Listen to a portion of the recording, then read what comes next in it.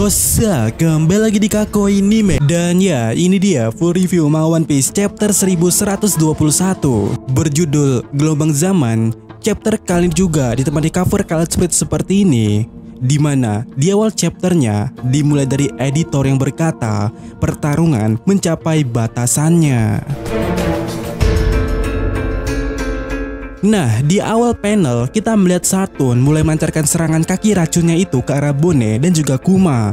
Tapi para Giant berusaha menahannya dengan perisai mereka itu sampai di mana Luffy berkata, "Cakar itu dilapisi racun, jangan biarkan mereka menyentuhmu." Dan kita melihat di sana ya, raksasa itu berkata, wow, kami menghindarinya sebaik yang kami bisa, tapi serangan itu sengit sekali, keterlaluan." Dan kita melihat di sana Luffy menyadari kalau Bone kembali memasuki mode nikahnya, tapi kita juga bisa melihat Bone kelelahan di sana. Dan karena hal itu juga membuat Saturn mulai menyerang Bone dengan kaki racunnya itu.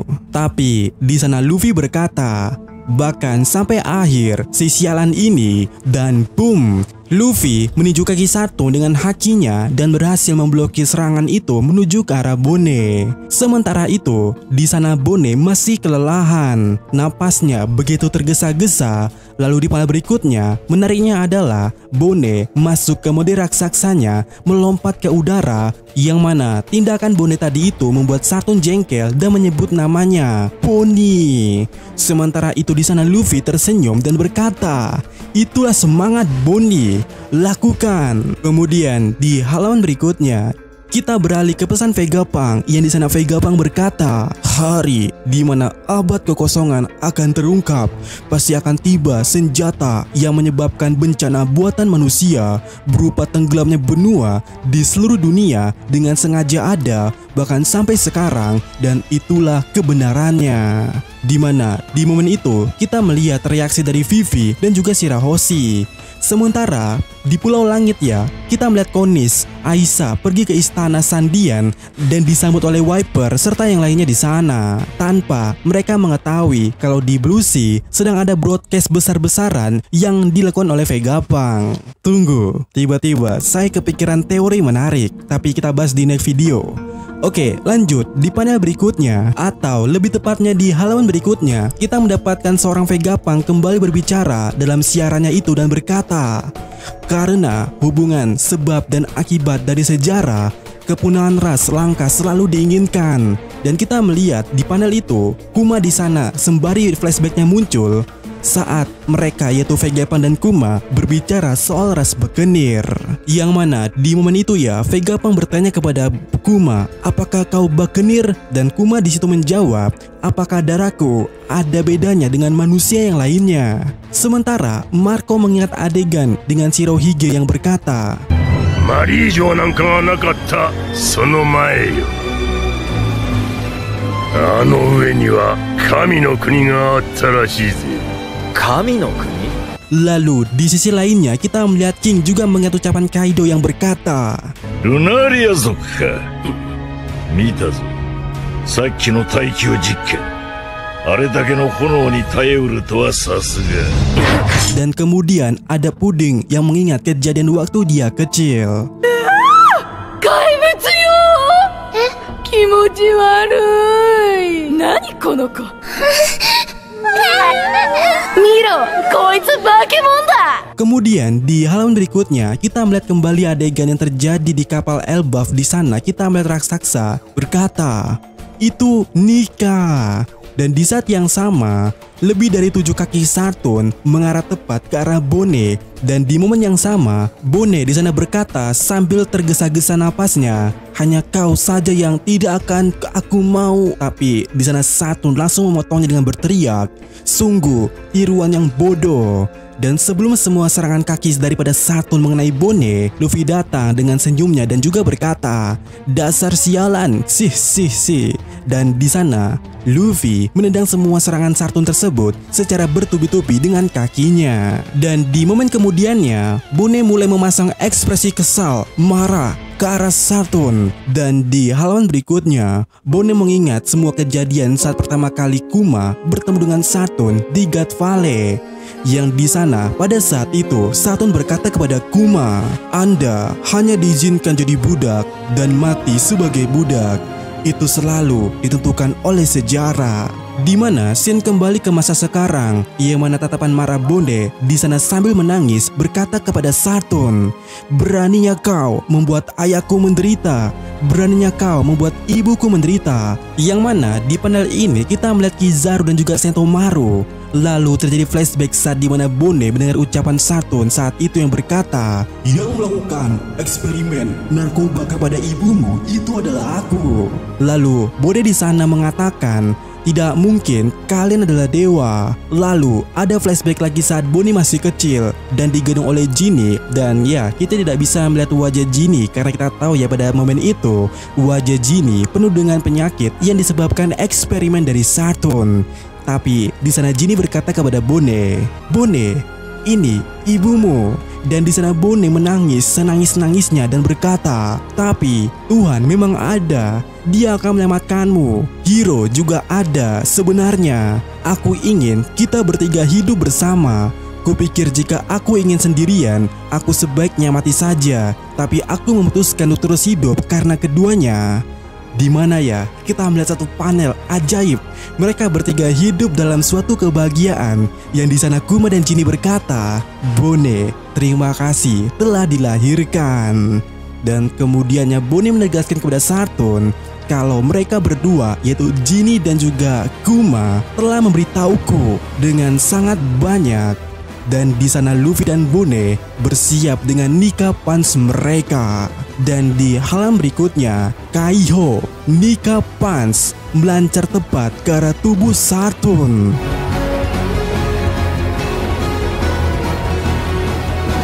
Bone dengan tinjunya itu menerjang wajah Saturn, sementara Luffy dengan gatalingannya dia menghajar semua tubuh Saturn bertubi-tubi hingga tubuh Saturn hancur bolong-bolong dan terpentalkan ke arah laut. Tentu saja para giant di sana sangat bersemangat atas aksi mereka berdua itu. Luffy tertawa di sana dan berkata, "Hahaha, dia terpentalkan oi.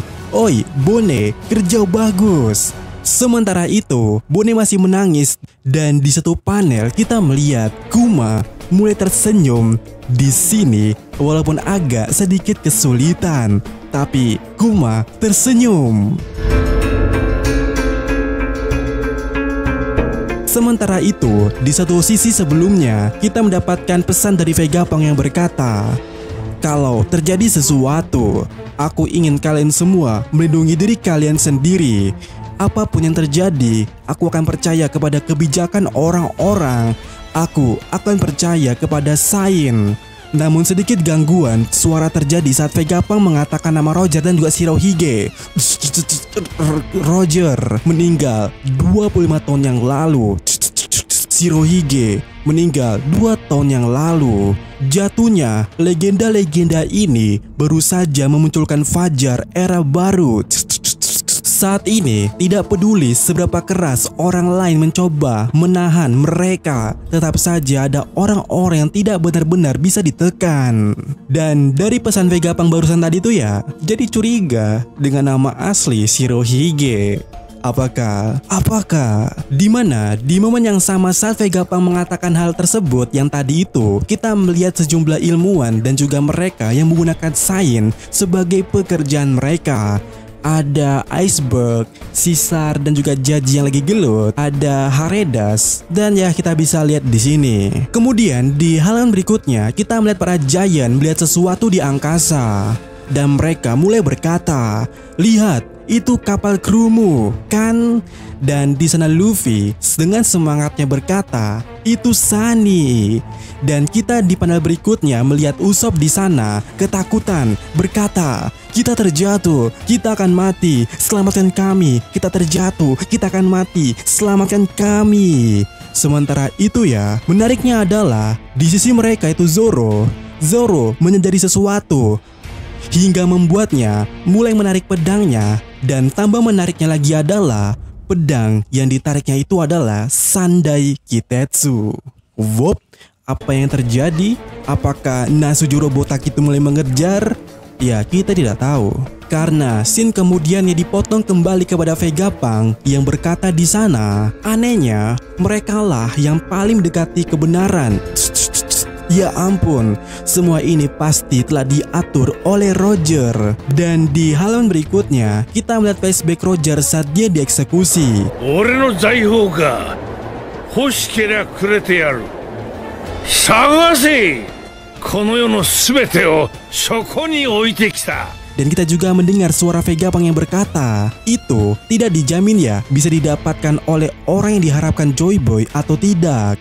Lalu kita melihat relik di Sabondi tertidur sembari Saki berkata di sana, Reisan, kau akan masuk angin. Sementara itu di Hachinosu, para bajak laut sangat bersemangat di sana dan sangat nafsuan. Wow, Vegapunk, itu cerita hebat yang baru saja kau ceritakan, brengsek, komandor, dan juga yang lainnya belum kembali. Tetapi aku tidak bisa duduk lebih lama lagi di sini. Lalu di kapal Shanks atau Akagami Pirate di Red Force, terdengar kru di sana berkata, "Oh Kashira, kau minum terlalu banyak." Tapi Akagami di sana berkata, "Urse, aku tidak minum."